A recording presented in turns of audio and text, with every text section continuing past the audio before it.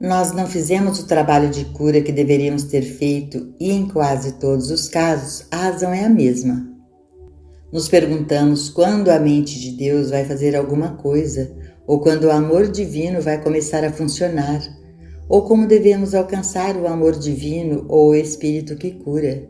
E então não podemos e nunca faremos o trabalho que devemos, porque a mente de Deus é a sua mente, o Espírito divino é o seu espírito. O amor divino é o amor com o qual você está imbuído. O estado de consciência que faz o trabalho de cura é a sua própria mente em estado de paz. Se alguém lhe pedir ajuda, é sua responsabilidade chegar a esse estado de paz que ultrapassa todo o entendimento. E esse estado de paz torna-se a paz aquieta-te diante do erro, seja qual for o seu nome e natureza. Quando uma pessoa pede ajuda a um praticante, esse atendente tem a responsabilidade de viver, se mover e ter o seu ser nesse estado de paz, de modo a trazer a cura. Quando essa consciência atinge um estado de paz, harmonia, bem-estar e confiança, torna-se a transparência para a cura. Sua consciência individual e a minha, em um estado de transparência, é Deus. Deus é a consciência do indivíduo e é isso que cura. Deus revelando a infinidade de ser. As palavras dos sábios devem em silêncio ser ouvidas, mais do que o clamor do que domina entre os tolos. Eclesiastes 9:17. Estamos cercados em todos os momentos pelo que as Escrituras chamam de anjos, que sempre pairam sobre nós. Dentro de nós estão aquelas ideias divinas ou impulsos espirituais que nos guiam, mesmo embora, como seres humanos, não tenhamos conhecimento deles. Como seres humanos, educados com a experiência ordinária da igreja ou sem nenhuma igreja, não estamos cientes do fato de que estamos constantemente sob governo divino, orientação divina. Na realidade, estamos sob a lei do Espírito de Deus e sob o Espírito da lei de Deus. Na prática, andamos por aí como o filho pródigo pensando: eu de mim mesmo sou algo e estou saindo pelo mundo para fazer um nome, para ganhar a vida e para me tornar algo grande por mim mesmo. Assim, montamos uma identidade falsa e desenvolvemos a preocupação com saúde, riqueza, sucesso e relações desta identidade falsificada. No entanto, o tempo todo, embora provavelmente nunca tenhamos pensado nisso, nós fomos completamente cercados por uma atmosfera de amor e completamente envolvidos pelo ser divino. De fato, somos seres divinos. Nós somos a própria consciência do Pai, mas nós andamos pelo mundo acreditando que a consciência seja algo pequeno, finito, insignificante e sem importância. O propósito deste ministério é nos trazer de volta à casa do Pai, de volta a uma consciência da presença e poder de Deus. Estamos neste trabalho por um propósito: sermos levados de volta para o reino de nossa própria consciência, em que Deus se manifesta como sabedoria divina, como amor divino, como vida, verdade, permanência, imortalidade e eternidade. Sinônimos de Deus. Por um momento, vamos considerar os sinônimos para Deus, levantando apenas alguns com os quais estamos familiarizados. Nós conhecemos Deus como ser infinito e, portanto, tomamos cada um dos sinônimos de Deus representando a integridade e totalidade de Deus. Nós não separamos Deus em sinônimos para depois dizermos: este sinônimo representa uma qualidade ou atividade de Deus, e este outro sinônimo representa outra qualidade ou atividade. Entendemos que todo sinônimo representa a totalidade de Deus, embora possamos usar um certo sinônimo para enfatizar alguma qualidade ou atividade em particular. Deixe-me ilustrar isso. Deus é infinito, portanto, Deus é imortalidade, vida eterna. Uma vez que isso é verdade, a vida eterna deve ser tão infinita quanto Deus e deve incluir as atividades e propriedades de Deus, como espírito incorpóreo, amor divino e substância eterna. Deus é infinito, Deus é ser infinito, Deus é espírito, Deus é a substância do universo. Portanto, uma vez que Deus é infinito, o espírito e a substância devem ser infinitos. E o espírito incorpóreo abraça, inclui e exterioriza toda a atividade da vida, verdade, amor, alma, princípio, lei, junto com todos os outros sinônimos para Deus que são encontrados nas Escrituras.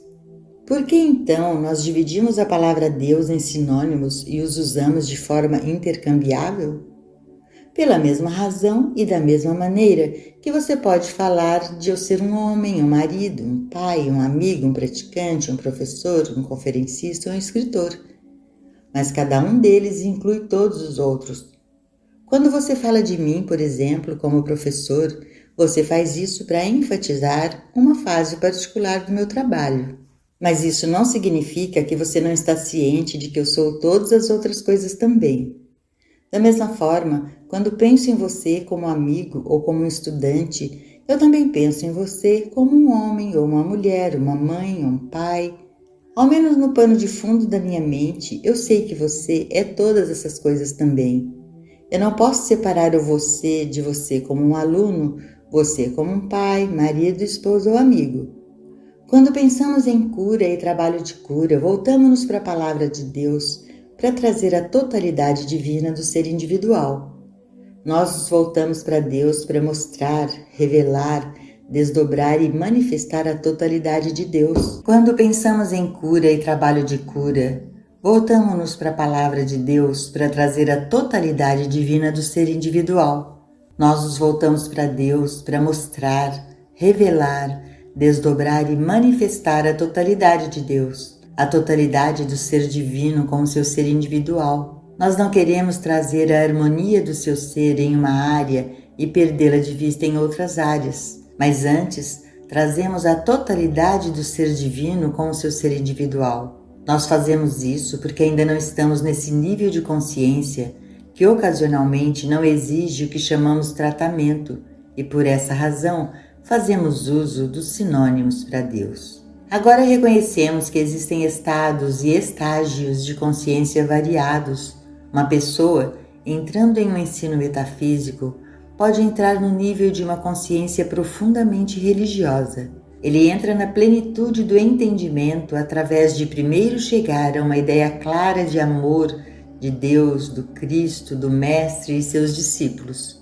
O amor religioso devocional pode predominar em sua abordagem ao caminho espiritual. Mas há outros para quem isso seria ininteligível. Esses alunos entendem que Deus é inteligência infinita. Eles não estão interessados na abordagem devocional a Deus e muitas vezes nem mesmo na palavra Deus. Eu ouvi alguns metafísicos dizerem: esqueça essa palavra Deus, você a usa demais. Do mesmo modo, outro amigo meu se opunha ao termo Cristo e disse: você não pode pensar em outra coisa para Cristo? Você não pode dizer a verdade ou a lei? Respondi que eu podia, mas que Cristo para mim era algo tão pessoal, tão calmo e tão doce que eu não gostaria de desistir desse termo. Para alguns alunos, o amor divino pode significar muito. Ainda outra pessoa pode entrar no nível da mente e, nesse caso, sua tendência ou sua oração seria mais ao longo das linhas de realizar a mente, manifestar-se como ideia, manifestar-se como atividade, manifestar-se até como lei. Existem aqueles que só podem entender Deus como lei, e eles são muito rígidos sobre a ideia de que Deus é lei. Não cabe a nós julgar se alguém está certo ou errado.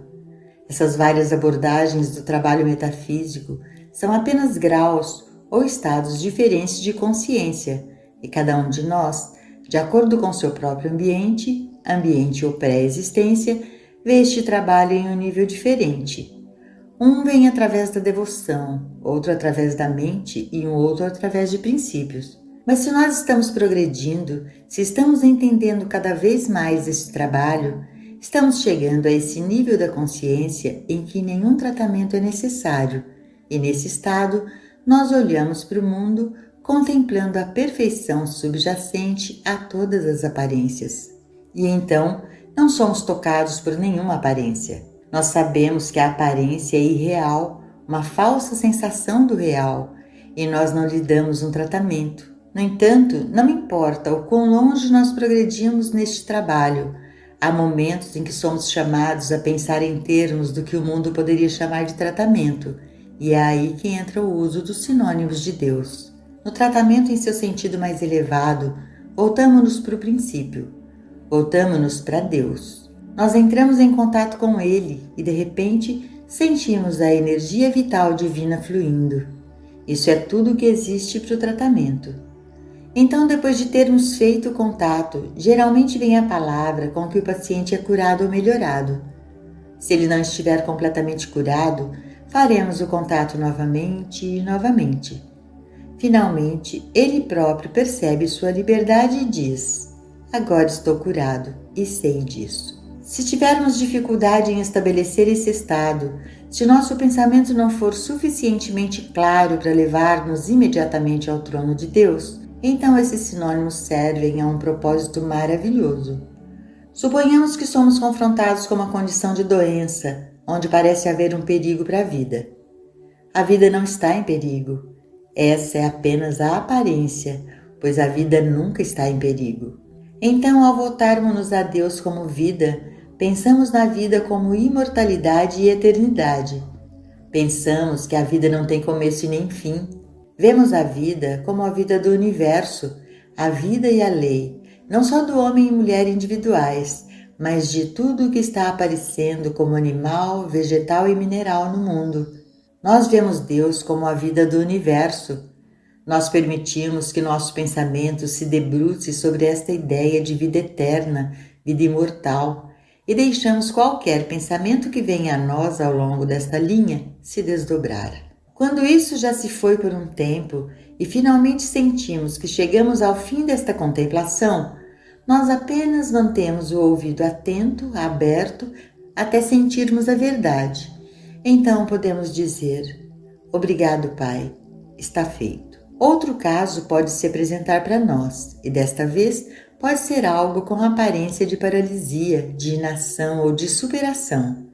Nesse caso, podemos pensar rapidamente na mente como instrumento de Deus. A mente é a fonte e a sede de toda ação.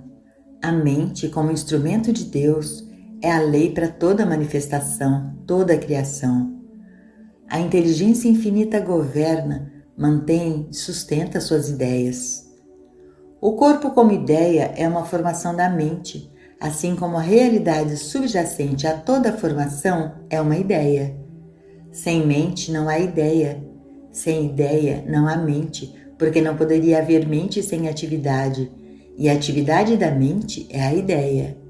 Não pode haver mente paralisada ou ideia paralisada. Pode haver apenas uma atividade harmoniosa na mente, que é o instrumento da inteligência infinita e que expressa a atividade infinita.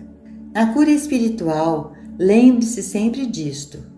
Nunca se aproxime do trabalho de cura do ponto de vista da doença ou do ponto de vista do paciente. Deixe seu paciente completamente fora disso. O momento em que uma reclamação é apresentada como pessoa ou condição, libere-a de sua mente. E então, no aqui e agora, vá para a palavra Deus. Abandone todo o senso do homem, do pecado, da doença, da falta e da limitação. Se você se encontrar lutando com esses erros, tentando melhorá-los ou alterá-los, você não trará a cura. Vá para a palavra Deus o mais rápido que puder.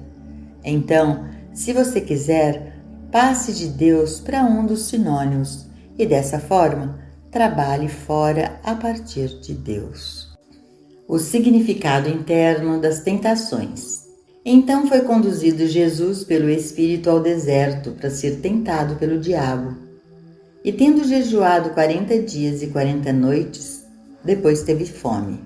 Chegando-se a ele, o tentador disse: Se tu és o Filho de Deus, manda que estas pedras se tornem em pães. Ele, porém, respondendo, disse: Está escrito: Nem só de pão viverá o homem, mas de toda a palavra que sai da boca de Deus. Mateus 4, 1-4. Aqui encontramos o grande significado interno das tentações. Esta passagem é a sugestão para o princípio de todo esse ensinamento. A tentação era demonstrar um efeito, demonstrar pão, realizar um milagre no mundo exterior, para desviar e centrar o pensamento e atenção nas coisas deste mundo, isto é, na necessidade externa. Mas a mente de Jesus sabia que tal não é o caminho da demonstração. O caminho da demonstração é este. Como Deus é consciência divina e como a consciência é a substância e a atividade de todas as formas, então, enquanto eu viver, me mover e tiver o meu ser como consciência, toda a forma aparecerá sem que eu tenha pensado. E esta foi a resposta de Jesus a todas as tentações. Essa deve ser sua resposta também. Em vez de trabalhar, isto é, fazer trabalho mental quando o problema confronta você, lembre-se que você aceitou as duas grandes afirmações do Mestre.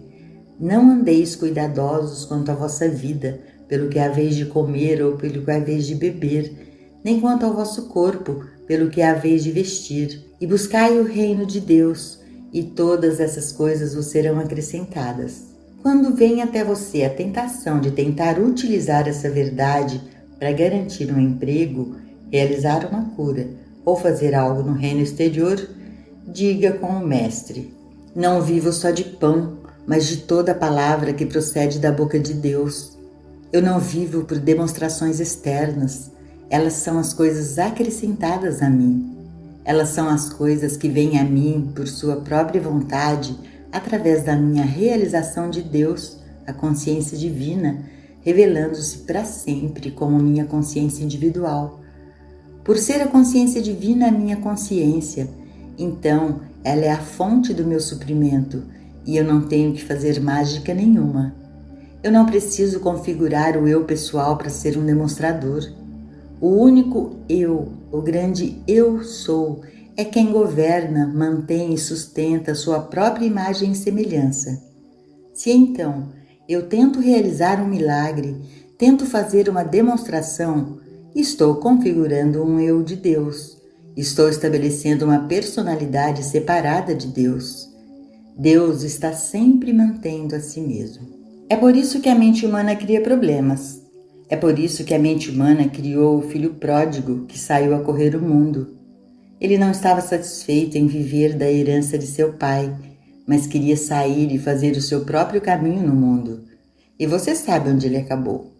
Então o diabo o transportou à cidade santa e colocou-o sobre o pináculo do templo e disse-lhe: se tu és o Filho de Deus, lança-te daqui abaixo, porque está escrito que aos seus anjos dará ordens a seu respeito e tomar-te-ão nas mãos, para que nunca tropeces com o teu pé em alguma pedra. Mateus 4, 5, 6. Se temos Deus, Ele mesmo, como nossa consciência, precisamos invocar anjos, precisamos demonstrar efeitos de qualquer tipo para nos sustentar, nos apoiar e nos ajudar? Se temos Deus do nosso lado, precisamos de alguma coisa? Se buscamos qualquer coisa que não seja Deus, não somos idólatras? Não é procurar algo menor que Deus para nos sustentar? E não é esse o pecado contra o verdadeiro Deus? Não é o pecado contra o nosso próprio sentido espiritual da vida?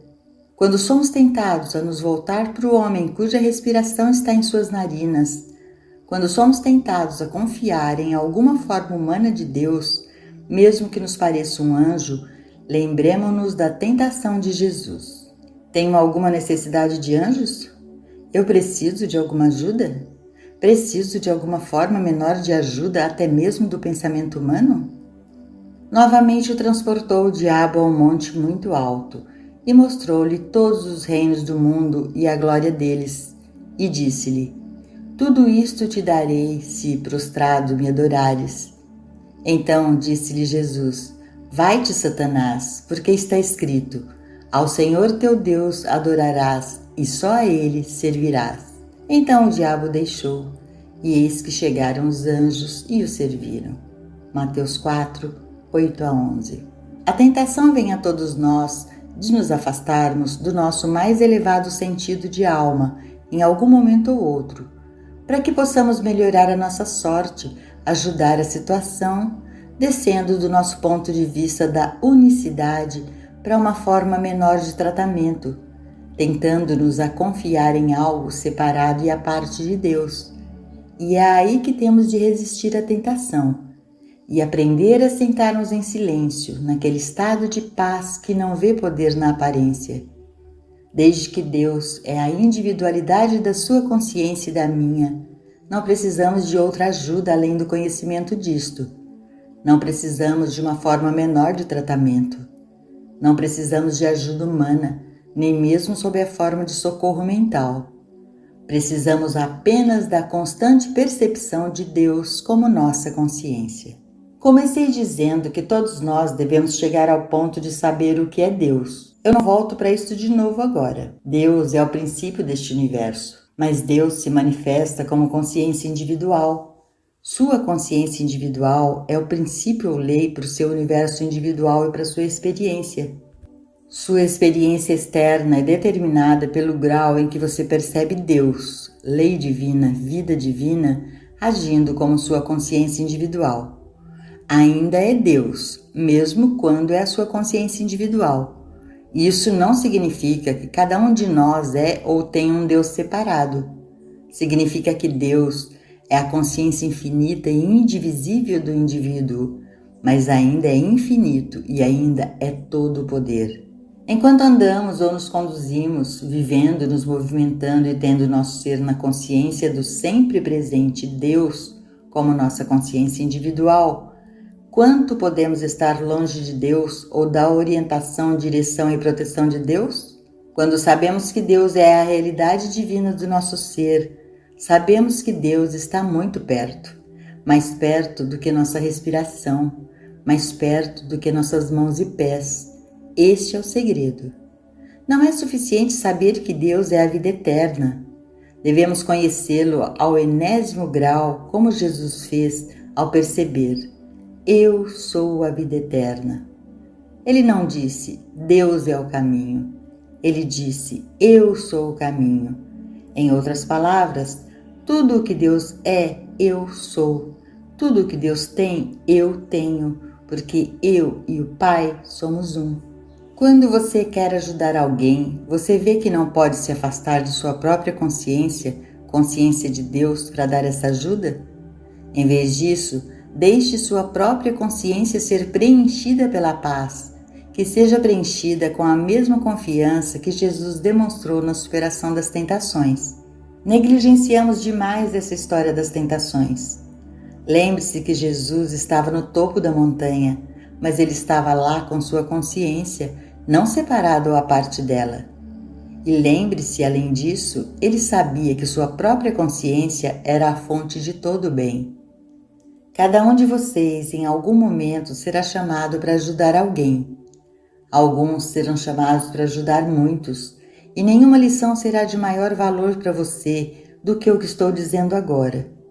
Comece hoje, neste exato momento, e lembre-se, é a sua consciência que faz o trabalho para sua família, para o seu negócio, para sua casa, para o seu corpo. Não é um Deus distante, é a sua própria consciência individual, quando ela está imbuída de silêncio e paz. Tudo o que você tem que fazer e tudo o que você será chamado a fazer é alcançar essa sensação de paz. Não é de admirar que esta seja a grande verdade que você deve saber. Provavelmente não há maiores verdades no mundo que você possa conhecer, mas há uma coisa que você deve praticar e alcançar, e isso é um estado de paz dentro de sua própria consciência, junto com a percepção de que é a sua própria consciência que é a cura de Cristo. Quando sabemos que temos a mente que estava em Cristo Jesus, então sabemos que já temos essa mente que é o Cristo curador. Já tem esse estado de paz que vem da percepção de que o erro não é poder, o erro não é uma coisa. Na verdade, o erro não é. Você não tem que lutar contra isso, ou tentar superá-lo, ou sentar-se a noite toda para ter certeza de que ele não vencerá. O que você deve fazer é aprender como encontrar sua paz. Ao andar pelo mundo com uma sensação de paz em sua consciência, e esse sentido de paz vem a você apenas em proporção à sua percepção de que Deus é e o erro não existe, Então você alcança essa sensação de paz. Você tem a consciência de Cristo. Tudo o que a consciência de Cristo é, sua consciência individual é. Quando você não tem mais medo, ódio ou amor ao erro de qualquer nome ou natureza.